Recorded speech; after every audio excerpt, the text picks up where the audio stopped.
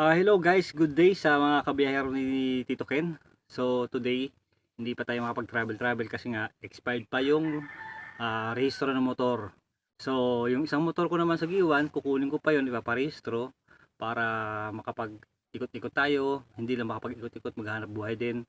Tapos itong ginagawa ko ngayon, pang second day, kasi kahapon kasi sobrang init at ngayon medyo kumulimlim, pero ngayon uminit na naman.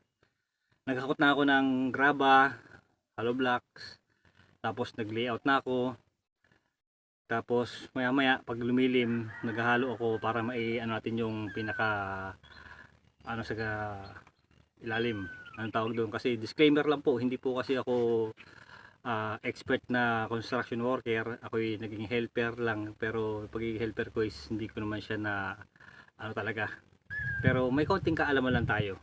Pero ayun nga, so samahan nyo ako, tara.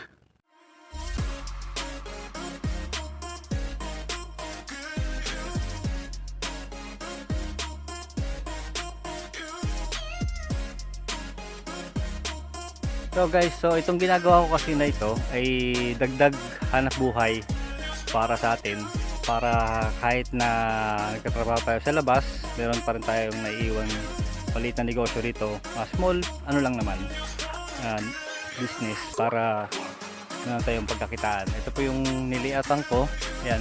Pasensya po, disclaimer po, hindi po ako construction worker talaga na expert. So imbis na nylon, trolleys yung ginamit ko para sa sukat, para sa hollow blocks pang gilid sa ilalim. Ito po yung mga hollow blocks, yan. Kasi ito medyo malawak pa po itong sa backyard namin.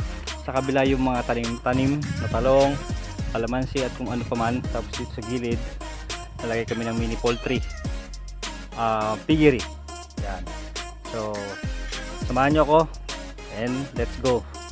Biyahero Tito Ken, please subscribe and like and watch also my videos. Thank you very much sa lahat ng followers ko, sa lahat ng mga subscribers. Salamat, maraming salamat po.